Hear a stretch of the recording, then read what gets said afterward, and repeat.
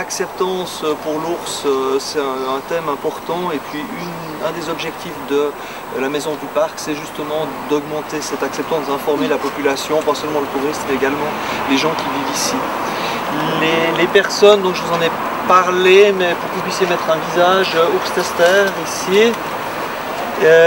Nicolas Schönenberger, notre représentant tessinois, on remercie encore pour la traduction qu'il va nous faire demain, qui va nous être très utile effectivement. Roland Schuller, vous l'avez déjà, je crois, croisé et remarqué. Et puis Raphaël Weber, qui s'occupera de faire des photos complémentaires aussi, et puis qui rapidement fera un CD supplémentaire gravé pour que vous puissiez récupérer en fait ce dont vous avez besoin pour vos publications. Stunden bleiben und dieser Ort ist für uns sehr wichtig, weil hier kann man viele Sachen über die Bären wissen und das ist für uns sehr, sehr wichtig. So, dann können wir für Kinder und hier etwas über die Bären und über den Naturpark der Melo Brenta. Das könnt ihr später nehmen. Okay? Grazie. Bitte. So, jetzt schauen wir hier ein bisschen im Moment. Diese Momente, wir sind hier in Sport Maggiore. Und hier kann man sehen, der Naturpark der Melo Brenta, ein sehr riesiger Park. Und wir haben hier ein Besuchszentrum, aber wir haben auch andere Besuchszentren. Hier und hier. In diesem Besuchszentrum kann man etwas über die Tiere, über die Pflanzen, über Wasser, über Bergen wissen. Aber hier spricht man nur von Bären. Das ist für uns das wichtigste Tier, das wir haben. Und so haben wir ein Besuch. Dann können wir langsam oben gehen, ja, so ist fast unmöglich, einen Bär zu finden. Es ist vielleicht ein bisschen leicht, Bären zu finden, ob wir unmöglich Bären sehen. Das ist für uns sehr, sehr wichtig zu erklären. Ja, jetzt aber nicht in ein Naturgebiet sind.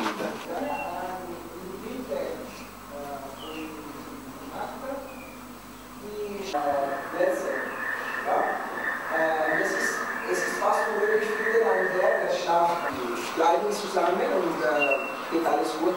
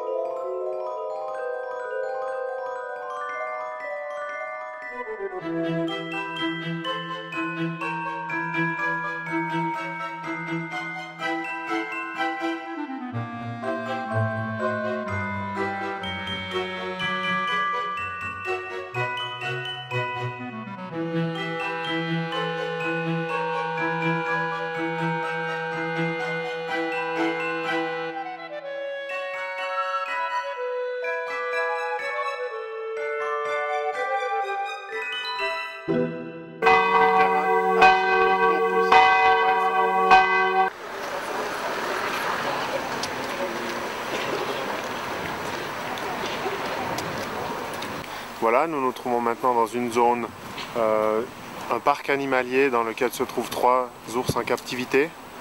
Et puis le fait intéressant de ce site, c'est qu'on voit en face, sur le versant en face, la zone où en 99 ont eu lieu les premiers lâchers d'ours dans le cadre du projet Life Ursus.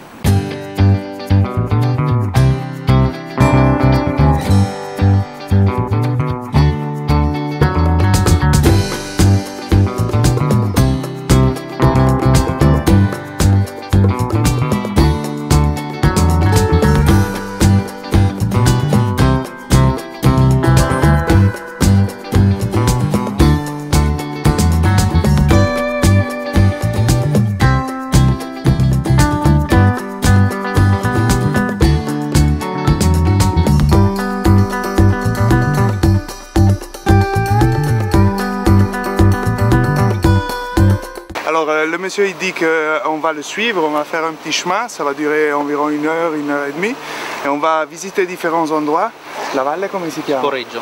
Dans la vallée du Sporeggio, qui est ici derrière.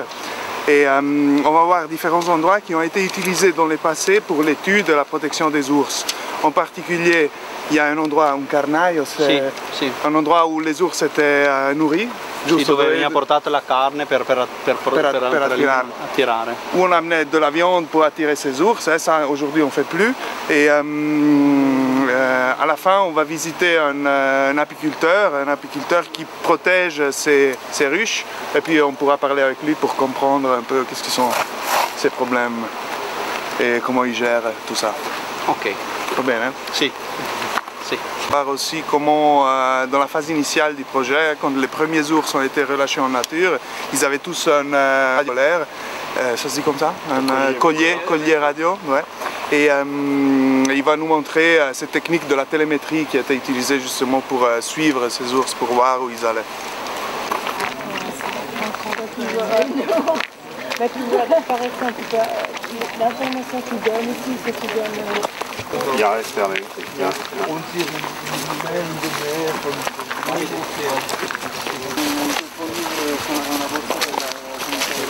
No, no, no.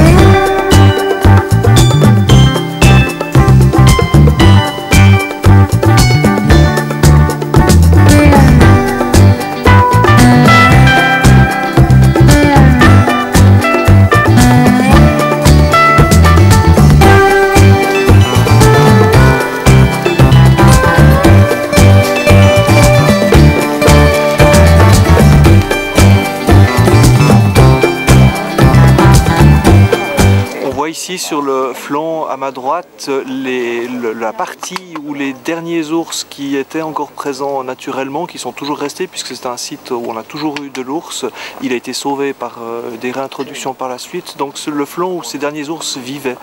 Et puis on voit également en contrebas une ferme, une exploitation avec des ruches, et puis ces ruches ont été protégées, elles ont reçu la visite de l'ours, et puis maintenant grâce aux protections qui sont autour, cela a permis en fait de limiter ou d'éviter les dégâts. Et les trois petites annexes qui se trouvent sur la droite, on verra, on le voit à la jumelle, mais c'est bien en fait des protections, clôtures électriques et puis des grillages autour. C'est bien protégé, hein. Ouais. C'est du solide. Il y a un autre, mais il est un peu... Juste au bord de la forêt? Oui, avec le fruitier, le petit, Ah oui, d'accord. qui est en fleurs. Ah, c'est celui-ci dont il nous parlait, oui. Ouais, je pense qu'il était là. D'accord, oui. Se oui, servir, oui. il était là. Ouais. La clôture n'est pas électrique. Là.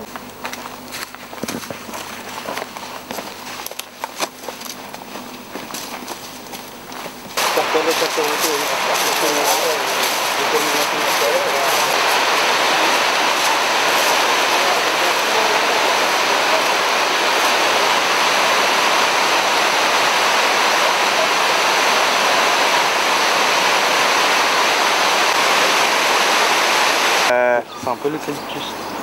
Ça sent un peu le poivre en fait, c'est un vomitif. On disait que les femmes de la Val de Travers, du Jura, il y avait les hommes qui allaient au bistrot, qui buvaient trop, les femmes mettaient ça dans le thé, alors l'homme il était complètement mal, il disait « Ah, je peux plus boire ça » et ils arrêtaient de boire. Ça c'est la légende. Je suis gardée. Ouais. Et le maïs là? Oh, c'est terrible.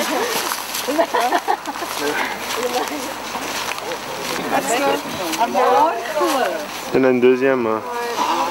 Ik zei dat er nog een andere jongens de post terug gaat zijn. Zo is even de show. Ja, deze.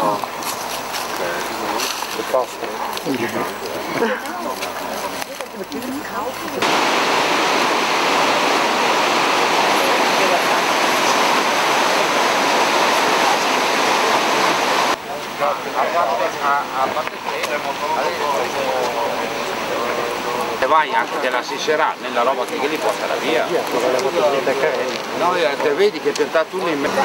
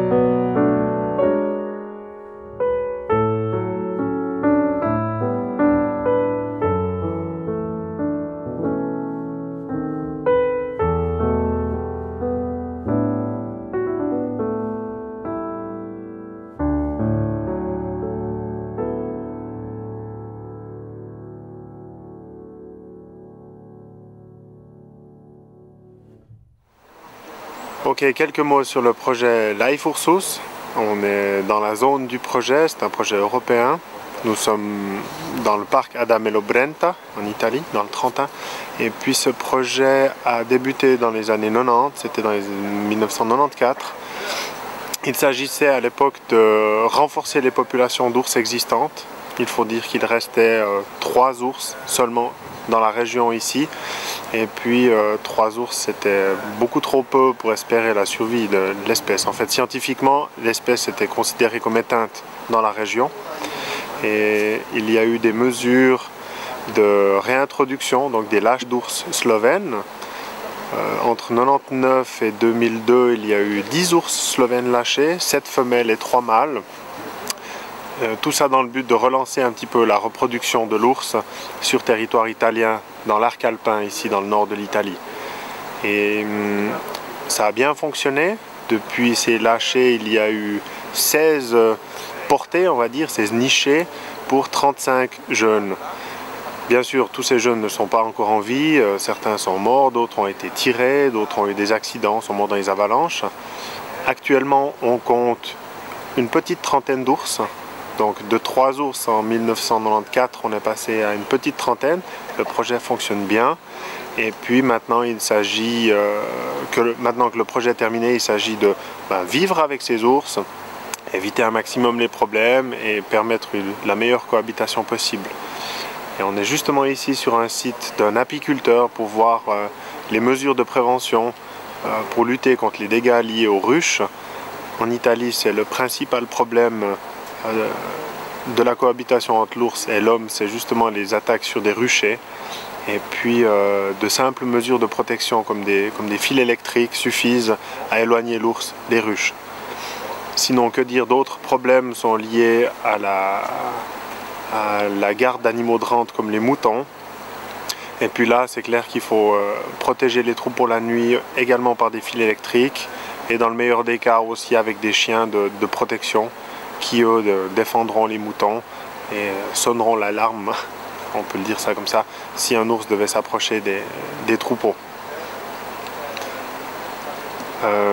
Voilà en fait en quelques mots le projet italien, et c'est de ces ours italiens que l'on peut attendre des nouveaux individus chez nous en Suisse, puisque c'est la population la plus proche et c'est cette population qui dissémine en fait les jeunes vers la Suisse. On appelle ça une ruchée. Une ruchée. Et oui, là, ça c'est le deuxième test, c'est le deuxième prototype avec des poteaux en sapin par derrière qui sont assez gros, et devant de nouveau le système avec les barres en fer, justement de nouveau pour la même raison, parce que les abeilles pour pouvoir rentrer et sortir, s'il y a des obstacles trop grands, ils ne vont pas le faire. Alors le fer, ça marche bien. Les abeilles arrivent a fare leur boulot. Ecco. E un anno dopo che ho fatto quello lì, viene il Fabio Osti, che è famoso, che ha scritto anche libri sull'orso. Hai sentito nominare Fabio Osti voi? Fabio Osti, c'est un terme pour vous? Spécialiste des ours, c'est quelqu'un de très connu par ici qui a écrit des livres aussi. Era quello che seguiva gli orsi, insomma, qua. Sì. E mi ha detto, guarda che adesso dice, c'è un nuovo sistema per tenere lontano l'orso, derivato dall'elettropascolo, sì, che basta mettere questi fili con la corrente elettrica a impulsi, no? Io ci credevo e non ci credevo, ecco, dopo da allora ho fatto quei recinti 1, 2, 3, 4 recinti, che secondo me sono, infatti adesso usano tutto quelli. Alors, après quelques années, il y a ce spécialiste de l'ours qui est passé par ici. Il lui a dit, écoute, maintenant on a un nouveau système qui marche très bien, et c'est justement la protection par ces fils électriques, ce qu'on utilise aussi pour le bétail, c'est exactement la même chose. Les pâturages, on voit les vaches, ils ont ça, les paysans chez nous, ils ont ça aussi. Et justement, ça fonctionne très bien. Au début, il était un peu sceptique, il se disait, ouais, mais quand même, l'ours, c'est une grosse bête, il faut des gros poteaux et des bouts de fer énormes pour le protéger. Mais en fait, avec l'électricité, ça marche tout à fait bien. Et puis maintenant, il est plutôt satisfait parce que justement les dommages sont très limités ou absents. Sì, perché l'orso prende una scossa, perché io quando tocco che mi dimentico di spegnere sento un bel, però io ho le scarpe di gomma, no? E l'orso ha 4 piedi nudi per terra invece, no? Allora lui la sente 10 volte di più di me. Che diciamo che il principio del circuito elettrico è lo stesso principio dello spinterogeno dell'automobile, e anche lo spinterogeno, la corrente arriva a impulsi alla candela, no? Sì. Stesso principio, solo che lo spinterogeno porta la corrente da 12 volt a 12.000, qui invece sono molto meno i volt, solo quel tanto da sentire una bella scossa, che non è pericolosa non è che l'orso resta lì morto. Alors justement, l'intensité du courant, il dit des fois il oublie d'éteindre le machin avant d'aller ouvrir, et puis il se prend des petites secousses électriques, mais justement vu qu'il a des bottes, des semelles en caoutchouc qui sont isolants, ça veut dire que le choc il est beaucoup moins fort. Tandis qu'un ours, c'est un plantigrade, il marche pieds nus, il est complètement connecté avec le sol, il est sur la terre, comme on dit en électricité aussi, et puis quand il touche le fil électrique il se prend des chocs. Che questo lo dico io, no? Perché io sono anche elettricista, che sono pensionato dell'Enel. Il est électricien aussi, donc il a beaucoup réfléchi allora, à ça. Senz'altro è così, no? Perché se si è isolati da terra si sente poco. Se invece si va lì con 2 piedi nudi più 2 mani, c'est déjà pas nastica. Mais justement, le courant, il n'est pas si fort pour vraiment aller blesser l'ours, en fait. Donc l'ours, qu'il fait, il se prend une secousse et puis il retourne sur Se volete vedere io accendo il circuito, se volete vedere la scintilla che arriva a impulsi, possiamo vederla lì. Sì.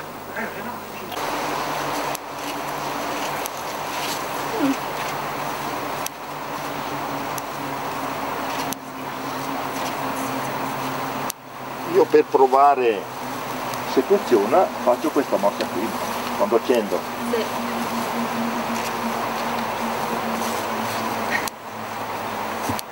Una bella chiamata. Se qualcuno vuole provare a toccarlo con le mani. No.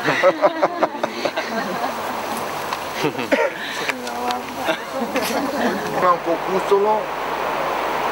Che lì c'erano sotto le arnie. La stessa Quanto c'è la È una pianta che con la temperatura facile a così.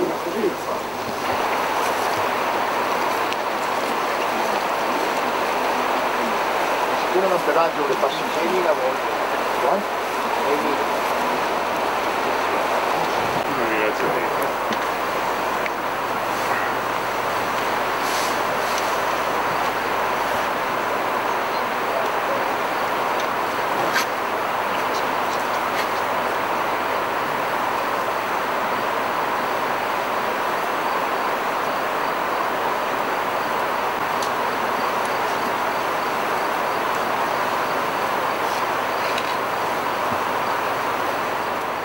Avant le lancement du projet Life Ursus, donc il restait 3 ours dans la région.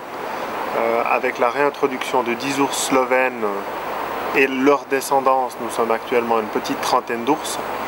Pour la région, ce n'est pas encore suffisant pour garantir à long terme la survie de cette espèce. Les gestionnaires de ce projet espèrent atteindre assez rapidement les 40 individus pour assurer une descendance à moyen terme. Et il est évident que l'objectif principal ou l'objectif majeur d'un tel projet est la recolonisation à grande échelle de tout l'arc alpin, d'où les enjeux internationaux et la collaboration internationale avec la Suisse, avec l'Autriche et avec la France, voir à quelle vitesse maintenant ces objectifs vont pouvoir être atteints. Le mois d'avril est toujours un mois un peu particulier pour les ours, donc ils vont sortir d'hibernation, la plupart sont déjà sortis, les mâles. Maintenant on attend impatiemment les femelles. Actuellement 5 femelles sont susceptibles de sortir de leur tanière avec des jeunes. La première femelle est sortie il y a quelques jours, environ 10 jours. Et la bonne nouvelle était qu'elle est suivie de 2 jeunes. Maintenant, la population et les gens, les locaux ici, attendent la sortie des 4 suivantes, ou en tout cas la première observation des 4 femelles suivantes pour savoir si la reproduction en 2009, enfin 2008-2009 a été un succès pour les ours. L'enjeu du projet et l'enjeu de la survie de l'ours ici en Italie en dépend. Naturellement, dans une région à ours, il y a des dégâts, ça, il faut être clair. Par contre, ces dégâts peuvent être évités. Tout comme ici, on a devant nous des ruches et des fils électriques. La personne responsable a installé ces fils électriques pour lutter contre la venue de l'ours. L'ours est friand de miel. Il aurait vite fait de faire beaucoup de dégâts dans les infrastructures. Il faut éviter de toucher les fils. Actuellement, il y a 8000 volts de tension dans ces fils. Il faut bien ça pour éloigner les ours de leur mets préféré, le miel. Et sinon, une deuxième mesure aussi importante pour permettre une cohabitation harmonieuse entre l'homme et l'ours, c'est la surveillance des troupeaux de moutons. Naturellement, l'ours pourrait aussi faire des dégâts au sein des troupeaux non gardés. Il s'agit principalement pour les moutonniers de maintenir leurs troupeaux dans des enclos électrifiés la nuit et idéalement aussi surveiller les troupeaux avec des chiens spécialistes pour la surveillance des troupeaux qui éloigneraient les ours si une rencontre devait avoir lieu.